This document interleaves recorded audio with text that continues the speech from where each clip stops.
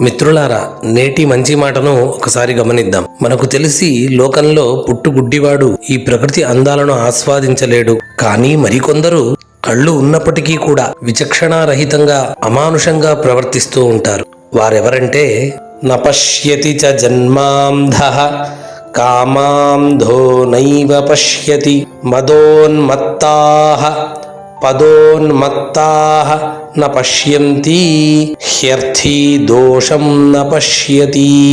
అనగా పుట్టుగుడ్డివాడు ఎలాగూ ఈ లోకాన్ని చూడలేడు, అది తెలిసిందే. కానీ పరల సొమ్ముకు ఆశపడేటువంటి కామాంధుడు అనగా చాలా రకాలైనటువంటి కోరికలు కలవాడు ఆ వస్తువును పొందేంత వరకు కూడా మంచి చెడు తెలియని వాడి వలె ప్రవర్తిస్తాడు. శ్లోకంలో మదోన్మత్తులు అని ఉంది, ఈ పదోన్మత్తులు అని కూడా చెప్పాను. పదవి అధికారంతో మదమెక్కినటువంటి వ్యక్తులు కూడా వారి కింది వారి పట్ల అమానుషంగా గుడ్డివారి వలె ప్రవర్తిస్తారు. ఇది లోకవిదితమే. మరియు అత్యంత ధనవంతుడు ధన గర్వంతో పాపపుణ్య విచక్షణ రహితంగా ప్రవర్తిస్తాడు. ఇలాంటి వ్యక్తులతో చాలా జాగ్రత్తగా ఉండాలి అని చెప్పడమే నేటి మంచి మాట ఉద్దేశం.